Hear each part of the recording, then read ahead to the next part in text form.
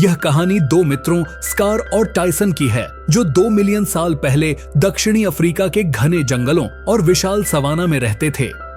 दोनों ऑस्ट्रेलोपिथेक्स जाति से थे और उनकी दोस्ती बचपन से लेकर बुढ़ापे तक दृढ़ बनी रही। जंगल की दुनिया में साहस, शक्ति और दोस्ती के बल पर दोनों ने अपना साम्राज्य बनाया और जंगल के हर जीव के बीच अपनी पहचान बनाई। इस कहानी में हम उनके बचपन से लेकर वृद्धावस्था तक के रोमांचक सफर को जानेंगे। स्कार और टायसन का बचपन सवाना के जंगलों में बीता। वे दोनों एक दूसरे के सबसे अच्छे दोस्त थे। सुबह होते ही दोनों छोटे से झुंड के साथ भोजन की तलाश में निकल जाते। सवाना के विशाल मैदान में जहां घास के ढेर और कुछ बड़े बड़े पेड़ थे, वे जानवरों के साथ खेलते और उन्हें चुनौती देते।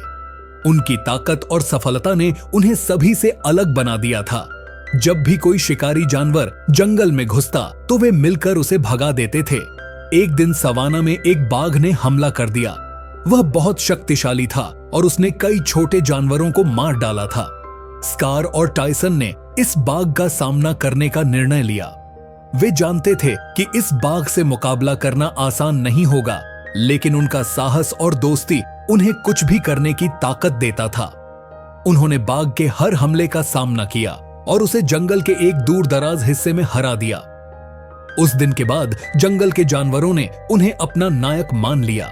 समय के साथ स्कार और टायसन जंगल के सबसे ताकतवर जीव बन गए थे। दोनों का साम्राज्य धीरे धीरे फैलने लगा। वे जंगल के प्रत्येक हिस्से पर अपनी निगरानी रखते थे। किसी भी शिकारी का आक्रमण करने से पहले वे अपने दोस्तों के साथ योजना बनाते और मिलकर काम करते। वे अब जंगल में शांति और व्यवस्था के प्रतीक बन गए थे। एक दिन उन्होंने सवाना के दूसरे हिस्से में नए जानवरों से मुलाकात की और उन्हें अपने साम्राज्य का हिस्सा बनाया। समय के साथ जंगल में नई चुनौतियां उत्पन्न होने लगीं। एक दिन एक विशाल हाथी ने जंगल के कई हिस्सों को नष्ट कर दिया। हाथी की ताकत के सामने कोई भी नहीं टिक पा रहा था। स्कार और टायसन ने इस चुनौती को स्वीकार किया और हाथी का सामना करने के लिए अपनी पूरी ताकत और समझदारी का प्रयोग किया। वे जान गए थे कि हाथी को हराना सिर्फ शारीरिक ताकत से संभव नहीं है, बल्कि सही रणनीति से ही उसे पराजित किया जा सकता था। अंत में उन्होंने हाथी को शांत किया और जंगल में शांति बहाल की। स्कार और टायसन के शासन के दौरान सवाना के जानवरों के बीच शांति थी। सभी जानवर उनके आदेश का पालन करते थे, क्योंकि वे जानते थे कि इन दोनों की ताकत और बुद्धिमत्ता के सामने कोई भी नहीं टिक सकता। एक दिन जब एक जंगली बाघ ने जंगल में उत्पात मचाया तो टायसन ने उसकी ताकत का मुकाबला किया, जबकि स्कार ने उसकी चालाकी से बाघ को हराया। उस दिन के बाद उनके साम्राज्य में किसी भी शिकारी का डर नहीं रहा। एक दिन जंगल में एक नया खतरा आया।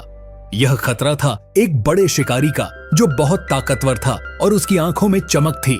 वह हमेशा अपने शिकार के पीछे रहता और धीरे धीरे पूरे जंगल को आतंकित करता।